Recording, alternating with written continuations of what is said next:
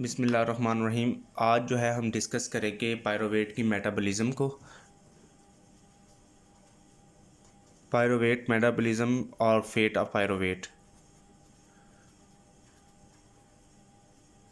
Pyruvate जो है हमें ग्लाइकोलिसिस से मिलता है, ठीक है। ग्लूकोज की कन्वर्जन होती है मुख्तलिफ स्टेप से होकर, जो हमें ग्लूकोज से की कन्वर्जन होकर जो है पायरोवेट बनता है। आज हम उसकी मेटाबॉलिज्म को डिस्कस करेंगे, ठीक है। पायरोवेट जो है अगर एक तो इसकी कन्वर्जन होती है, या तो एरोबिकली ये कन्वर्ट होता है या तो एनारोबिकली जो है इसकी कन्वर्जन हम देखेंगे। अगर तो ये एनारोबिक ग्लाइकोलिसिस करवा रहा होता है, सॉरी अगर तो पहले हम डिस्कस करेंगे एरोबिक ग्लाइकोलिसिस को, ग्लाइकोलाइसिस को, और दूसरा हम डिस्कस करेंगे एनारोबिक जो है इसकी कन्वर्जन को, यानी कि इसकी एरोबिकली कन्वर्जन और एनारोबिकली कन्वर्जन ग्लाइकोलिसिस की जो कि इसकी कन्वर्जन हो रही है उसको हम जो है वो डिस्कस करेंगे। एरोबिक अगर देखें एरोबिकली तो ये होता है कि इन प्रेजेंस ऑफ ऑक्सीजन और माइटोकॉन्ड्रिया में, इन प्रेजेंस ऑफ ऑक्सीजन और माइटोकॉन्ड्रिया के प्रेजेंस में जो है वो ये कन्वर्ट होगा। अगर तो जब जो एरोबिक ग्लाइकोलिसिस है जो इससे जो पायरोवेट बनेगा वो आगे जो है टीसीए साइकिल में जाएगा, यानी कि ट्राई कार्बोक्सिलिक एसिड यानी कि साइकिल में जाएगा, जिसे हम क्रैब साइकिल भी कहते हैं, उसमें जाएगा, ठीक है। यानी कि इससे जो पायरोवेट बनेगा वो आगे किस में जाएगा, टीसीए साइकिल में, ठीक है, यानी कि क्रैब साइकिल में जाएगा। ठीक हो गया।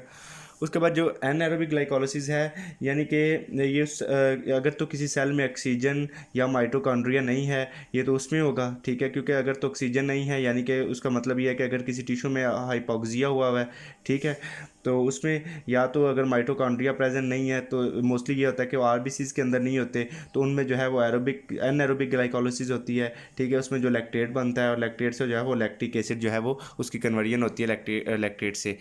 हम देखेंगे एनाएरोबिक ग्लाइकोलिसिस ये होता है, ये तो ऑक्सीजन और जो है माइटोकॉन्ड्रिया जहाँ नहीं होंगे वहाँ जो है एनाएरोबिक ग्लाइकोलिसिस जो है वो होगी, ठीक है। उसके अलावा ये होगा कि अगर तो फॉर एग्जांपल जहाँ ऑक्सीजन नहीं होगी वहाँ पे क्या होगा, आपको पता है कि हाइपोक्सिया जो हो जाएगा, हाइपोक्सिया होगा, ठीक है। या अगर माइटोकॉन्ड्रिया जो है नहीं होता, वो मोस्टली जो है वो आरबीसीज में जो है वो मौजूद नहीं होता। तो इन स्टेजेस में क्या होगा कि जो एनाएरोबिक ग्लाइकोलिसिस होती है, ठीक है, उनमें क्या होगा कि अब इसमें क्या होगा, जब एनाएरोबिक ग्लाइकोलिसिस होती है तो क्या बनता है, लैक्टेट बनता है हमारे पास, लैक्टेट बनता है। लैक्टेट से क्या हो जाएगा, लैक्टिक एसिड जो है वो बनता है, ठीक है। लैक्टेट से जो है वो लैक्टिक एसिड हुआ, क्योंकि हमें एनर्जी की तो ज़रूरत होती है, तो इसलिए जो लैक्टेट है वो है वो लैक्टिक एसिड जो है उसकी कन्वर्जन होती है। अब जो है हमें पता है जो ग्लाइकोलिसिस का जो स्टेप है वो ग्लाइकोलिसिस का जो स्टेप है वो हो रहा है बेसिकली साइटोप्लाज्म में, ठीक है। जब साइटोप्लाज्म में हो रहा है तो इसका मतलब है जो हमारे पास पायरोवेट जो बन रहा है वो भी हमारे पास जो है वो साइटोप्लाज्म में ही बन रहा है। पायरोवेट जो है वो भी जो है साइटोप्लाज्म में बन रहा है। अब क्या होता है कि जो पायरोवेट है जो है अब इसकी जो है ट्रांसपोर्ट होगा via special transport carrier protein के थ्रू, ये माइटोकॉन्ड्रिया में जाएगा जहाँ पे टीसीए साइकिल होगा, ठीक है। जो टीसीए साइकिल होता है वो यानी कि जिसको हम क्रैब साइकिल भी कहते हैं वो माइटोकॉन्ड्रिया में होता है। अब पायरोवेट हमारे पास साइटोप्लाज्म में है, क्योंकि ग्लाइकोलिसिस जो है वो साइटोप्लाज्म में हो रही होती है। तो अब यहाँ से जो पायरोवेट है वो क्या करेगा, ट्रांसपोर्ट होगा, ठीक है, via the special transport carrier protein, ठीक है, via special transport carrier protein, special transport carrier protein के थ्रू ये जो है वो आगे जो है माइटोकॉन्ड्रिया में जाएगा। माइटोकॉन्ड्रिया में जो है आगे फर्दर जो है वो टीसीए साइकिल जो है वो आगे रन होगा, जिसको हम क्रैब साइकिल भी कहते हैं, क्योंकि जो टीसीए साइकिल है उसको उसका वो जो टेक प्लेस होता है वो माइटोकॉन्ड्रिया में होता है। इस वजह से जो है ये पायरोवेट जो है वो ट्रांसपोर्ट होगा via special transport carrier protein से जो माइटोकॉन्ड्रिया में। यहाँ तक आपको समझ आ गई। तो हम जो नेक्स्ट अब देखेंगे, जो अगर अब जो है पायरोवेट कन्वर्ट हो रहा है, इधर हम देखेंगे जो पायरोवेट की है डीकार्बोक्सिलेशन हो रही है। पायरोवेट की जब डीकार्बोक्सिलेशन होगी, ऑक्सीडेटिव डीकार्बोक्सिलेशन होगी, ऑक्सीडेटिव डीकार्बोक्सिलेशन होगी तो ये कन्वर्ट होगा एसिटाइल को में, एसिटाइल को एंजाइम में, एसिटाइल को एंजाइम में कन्वर्ट होगा, ठीक है। अब यहाँ पे जो एंजाइम यूज़ हो रहा है हम उसे कहते हैं पायरोवेट डिहाइड्रोजिनेज। किस एंजाइम के प्रेजेंस में, पायरोवेट डिहाइड्रोजिनेज,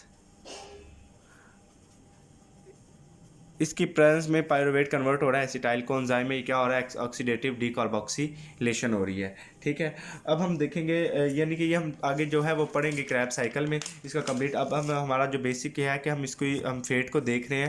ठीक है, अभी हम यहाँ पे डिस्कस करेंगे पायरुवेट डिहाइड्रोजिनेज जो एंजाइम जो है यूज़ हो रहा है इसकी कन्वर्जन के लिए पायरुवेट से एसिटाइल कोएंजाइम, हम इसको डिस्कस करेंगे यानी कि पायरुवेट डिहाइड्रोजिनेज जो कम्प्लेक्स है हमारे पास, जो कम्प्लेक्स हम उसको डिस्कस करेंगे। ठीक है, अब ये जो एंजाइम है ये आगे जो है 5 को एंजाइम से मिलकर बनता है। कितने एंजाइम से? 5 को एंजाइम से मिलकर बन रहा है। ठीक है, उन 5 को एंजाइम्स में क्या है हमारे पास, 3 जो एंजाइम्स हैं वो मेन है, 3 को एंजाइम जो मेन एंजाइम्स है, आगे जो है 2 हैं वो जो रेगुलेटरी है। मैंने आपको क्या बताया, पायरुवेट से एसिटाइल को एंजाइम में कौन कन्वर्ट करवा रहा है, एंजाइम पायरुवेट डिहाइड्रोजिनेज क्या हो रही है, ऑक्सीडेटिव डीकार्बोक्सिलेशन हो रही है। ठीक है, यहाँ पे अब पायरुवेट डिहाइड्रोजिनेज जो है हमारे पास जो कम्प्लेक्स है जो इसका एंजाइम है हम उसको डिस्कस करेंगे। उसके अंदर 5 को एंजाइम्स है जिसके अंदर 3 मेन है होते हैं और जो 2 रेगुलेटरी होते हैं। हम मेन को डिस्कस करेंगे, जो 3 मेन है वो कौन कौन से हैं। उसमें जो नंबर 1 पे है उसे हम कहते हैं E1 या पायरुवेट डिहाइड्रोजिनेज, जो हम मेन को डिस्कस कर रहे हैं। ठीक है, इसमें हम कहते हैं या तो इसको E1 कहते हैं या पायरुवेट डिहाइड्रोजिनेज। ठीक है, अब क्या होता है, इसकी फंक्शनिंग के लिए हमें रिक्वायर्ड होता है थायामीन फॉस्फेट। इसकी फंक्शनिंग के लिए क्या रिक्वायर्ड होता है हमें, थायामीन फॉस्फेट इसकी फंक्शनिंग के लिए हमें रिक्वायर्ड होता है। अच्छा, जब इसकी डेफिशिएंसी होती है तो क्या होता है कि पायरुवेट डिहाइड्रोजिनेज इनएक्टिव हो जाता है।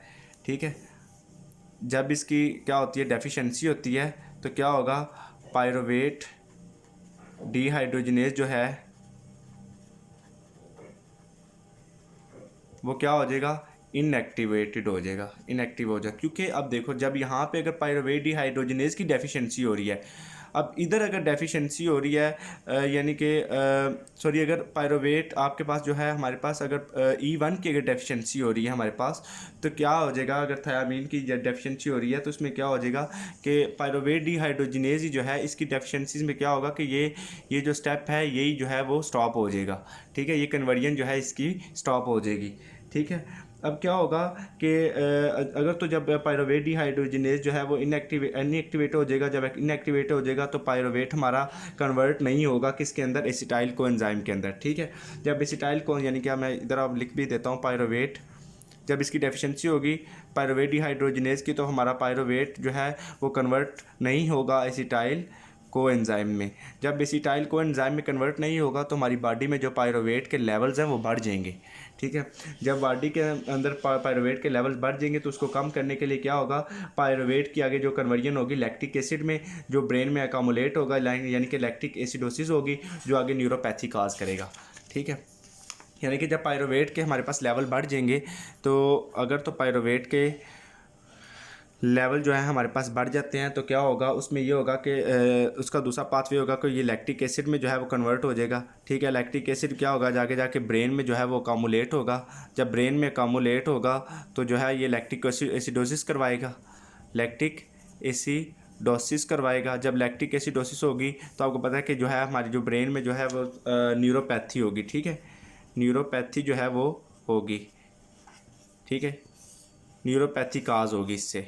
ठीक है, इसमें मैंने एक दफ़ा दोबारा सुन लें, मैंने आपको बताया कि जो पायरुवेट डिहाइड्रोजिनेज कम्प्लेक्स है उसमें 5 कोएंजाइम होते हैं। इसमें जो 3 मेन है 2 रेगुलेटरी हैं। 3 मेन में मैंने आपको बताया E1 पायरुवेट डिहाइड्रोजिनेज होता है, फंक्शनिंग के लिए थायामीन फॉस्फेट होता है। अगर इसकी डेफिशिएंसी हो जाए तो अगर इसकी डेफिशिएंसी हो जाए, थायामीन फॉस्फेट की डेफिशिएंसी हो जाए तो क्या हो जाएगा, पायरुवेट डिहाइड्रोजिनेज क्या हो जाएगा, इनएक्टिव हो जाएगा। जब ये इनएक्टिवेट हो जाएगा तो पायरुवेट एसिटाइल कोएंजाइम में कन्वर्ट नहीं होगा। जब ये कन्वर्ट नहीं होगा तो क्या होगा, हमारी बॉडी में जो पायरुवेट है उसका लेवल जो बढ़ जाएगा वो क्या होगा, अब उसकी लैक्टिक दूसरा इसका पाथवे हमें चाहिए होगा, क्योंकि क्योंकि हमें एनर्जी की ज़रूरत होगी, तो जो है इसकी लैक्टिक एसिड में कन्वर्जन होगी, कन्वर्जन जो आगे जाके ब्रेन में अकोमोलेट हो जाएगा, लैक्टिक एसिडोसिस होगी जो है न्यूरोपैथी काज करेगा। ये हमने पहला जो है कोएंजाइम पढ़ा, 3 मेन कोएंजाइम में से हमने पहले को डिस्कस किया। अब दूसरा जो है उसके वो है, उसको हम कहते हैं डाईहाइड्रोलिपाइल ट्रांस एसिटाइलेज। ठीक है,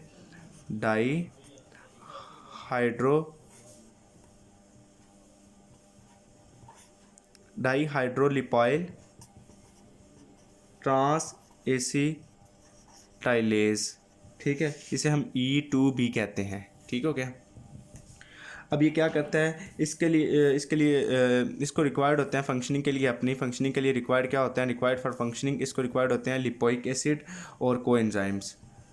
लिपोइक एसिड और कोएंजाइम जो हैं इसकी फंक्शनिंग के लिए जो है वो रिक्वायर्ड होते हैं कोएंजाइम्स। ठीक हो गया। अब क्या हो रहा है कि जो लिपोइक एसिड है वो आगे क्या करेगा, जब हम आर्सेनिक पॉइजनिंग का जो हम इसके बाद जो है देखेंगे इसकी डेफिशिएंसीज में, पायरुवेट डिहाइड्रोजिनेज की डेफिशिएंसीज में हम डिस्कस करेंगे आर्सेनिक पॉइजनिंग को। अब लिपोइक एसिड क्या करता है, आर्सेनिक पॉइजनिंग में जाके क्या करता है, E2 को ब्लॉक करता है। ठीक है, आर्सेनिक पॉइजनिंग में क्या करेगा, E2 को ये ब्लॉक कर देगा। ठीक है, ये हमने जो है दूसरा पढ़ लिया। थर्ड पे इसका इसे है डाईहाइड्रोलिपाइल डिहाइड्रोजिनेज। ठीक है, थर्ड क्या है, डाईहाइड्रोलिपाइल डिहाइड्रोजिनेज। ठीक हो गया, इसको हम डिस्कस करेंगे। अब ये क्या है, इसके लिए रिक्वायर्ड होता है हमारे पास इसकी रिक्वायरमेंट के लिए, इसकी फंक्शनिंग के लिए रिक्वायर्ड है हमारे पास, रिक्वायर्ड होता है इसको FAD और NAD। ठीक हो गया, इसको सिर्फ ये चीज़ें जो है वो रिक्वायर्ड होती हैं। ठीक है, अब मैंने आपको बताया कि जो है जो दूसरा हमने कोएंजाइम जो है वो पढ़ा 3 मेन के अंदर जो है डाईहाइड्रोलिपाइल ट्रांस एसिटाइलेज, इसे E2 कहते हैं। इसकी फंक्शनिंग के लिए हमारे पास लिपोइक एसिड रिक्वायर्ड होता है और कोएंजाइम रिक्वायर्ड होते हैं। अब जो लिपोइक एसिड आर्सेनिक पॉइजनिंग में जो है E2 को जो है वो क्या करता है, ब्लॉक करता है। ठीक हो गया। उसके अलावा जो है मैंने आपको बताया कि डाईहाइड्रोलिपाइल जो डिहाइड्रोजिनेज है इसे हम E3 भी कहते हैं। ठीक है, इसे हम E3 भी कहते हैं। इसकी जो फंक्शनिंग के लिए रिक्वायर्ड हमें होता है FAD और NAD+, ये रिक्वायर्ड होता है। ठीक है, अब जो है इसका मैंने इसकी जो है थर्ड तीनों होगी मेन। अब मैं आपको बताऊंगा कि जो रेगुलेटरी एंजाइम्स हैं वो कौन कौन से हैं। रेगुलेटरी एंजाइम्स,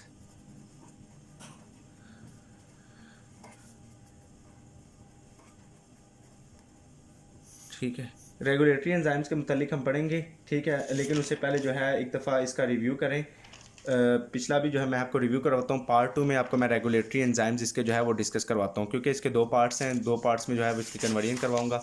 ठीक है, अब देखें जी, हमने बात हमने की थी पायरुवेट की मेटाबॉलिज्म की। पायरुवेट मेटाबॉलिज्म होती है एरोबिक। पायरुवेट मेटाबॉलिज्म में क्या होता है, एक तो 2 पाथवे इसकी कन्वर्जन होती है, एक तो या तो एरोबिक ग्लाइकोलिसिस होती है टेक प्लेस, या एनारोबिक होती है। अगर एरोबिक होती है तो वो एरोबिक ग्लाइकोलिसिस कहाँ होती है, अगर तो ऑक्सीजन और माइटोकॉन्ड्रिया प्रेजेंट हो, या उसमें जो है वो एरोबिक ग्लाइकोलिसिस होगी। ठीक है, वो आगे जो पायरुवेट बनता है वो TCA साइकिल में यूज़ होगा। एनारोबिक ग्लाइकोलिसिस में क्या होता है कि ऑक्सीजन और माइटोकॉन्ड्रिया प्रेजेंट नहीं होते। तो अगर तो ऑक्सीजन प्रेजेंट नहीं होता, ऑक्सीजन जो है अगर टिश्यू में प्रेजेंट नहीं है तो आपको पता है कि हाइपोक्सिया होगा। तो जो माइटोकॉन्ड्रिया जो मोस्टली है वो RBCs में प्रेजेंट नहीं होती, तो इस सिचुएशन में एनारोबिक ग्लाइकोलिसिस होगी। जो लैक्टेट जो है वो लैक्टिक एसिड में कन्वर्जन होगी इसकी। उसके बाद हमने बताया कि ग्लाइकोलिसिस जो बेसिकली हमारे पास ये जो सारा प्रोसेस हो रहा होता है ये कहाँ हो रहा होता है, साइटोप्लाज्म में। अब जो पायरुवेट भी है वो भी साइटोप्लाज्म ही बनेगा। हमें अब जो पायरुवेट जो है आगे इसकी हमें चाहिए, इसको क्रैब साइकिल में जो है इसकी आगे मेटाबॉलिज्म होगी। हमें जो है इसको ट्रांसपोर्ट करना है माइटोकॉन्ड्रिया के अंदर via special transport carrier proteins के थ्रू। ये माइटोकॉन्ड्रिया में जाएगा, जहाँ पे फर्दर जो है TCA साइकिल जो है वो आगे चलेगा। उसके बाद जो है मैंने आपको बताया कि पायरोवेट जो है एसिटाइल को एंजाइम में जब कन्वर्ट होगा तो in the presence of pyruvate dehydrogenase enzyme के थ्रू, ठीक है, ये ऑक्सीडेटिव डीकार्बोक्सिलेशन हो रही होगी। ठीक है, पायरोवेट डिहाइड्रोजिनेज कम्प्लेक्स को अब हमने इसके एंजाइम्स को जो है वो डिस्कस किया। इसके अंदर 5 को एंजाइम्स है, 3 मेन और 2 रेगुलेटरी हैं। 3 मेन में हमारे पास नंबर 1 आ जाएगा E1, जिसे हम कहते हैं पायरोवेट डिहाइड्रोजिनेज। इसकी फंक्शनिंग के लिए हमें रिक्वायर्ड होती है थायामीन फॉस्फेट। अगर इसकी थायामीन फॉस्फेट की डेफिशिएंसी हो जाए तो क्या हो जाएगा, पायरोवेट डिहाइड्रोजिनेज इनएक्टिव हो जाएगा। जब इसकी डेफिशिएंसी हो जाएगी तो जाहिर बात है हमारे पास ये जो है वो इनएक्टिव हो जाएगा, इनहिबिट हो जाएगा। ठीक है, तो फिर क्या हो जाएगा, पायरोवेट जो है वो कन्वर्ट नहीं होगा एसिटाइल को एंजाइम में। ठीक है, जब पायरोवेट एसिटाइल को एंजाइम में कन्वर्ट नहीं होगा तो हमारी बॉडी के अंदर जो पायरोवेट के लेवल्स है वो ज़्यादा हो जाएंगे। तो उसका जो सेकंड पाथवे क्या होगा कि पायरोवेट कन्वर्ट होगा लैक्टिक एसिड में, जो ब्रेन में अकोमुलेट हो जाएगा, लैक्टिक एसिडोसिस होगी जो, और जो है न्यूरोपैथी काज होगी। ठीक है, उसके बाद मैंने आपको बताया कि जो दूसरी इसकी मेन जो है कोएंजाइम है वो है डाईहाइड्रोलिपोइल ट्रांस एसिटाइलेज, इसे E2 कहते हैं। इसकी फंक्शनिंग के लिए लिपोइक एसिड और कोएंजाइम रिक्वायर्ड होता है। लिपोइक एसिड आर्सेनिक पॉइजनिंग में E2 को इनहिबिट करता है। ठीक है, इनहिबिट करेगा। उसके बाद डाईहाइड्रोलिपोइल डिहाइड्रोजनेज E3, इसकी रिक्वायर्ड होते हैं FAD और NAD जो है वो इसको रिक्वायर्ड होते हैं। ठीक है, अब नेक्स्ट पार्ट में जो है हम इसके जो है रेगुलेटरी जो है एंजाइम को मैं डिस्कस करूँगा। Thank you so much. अल्लाह हाफिज़।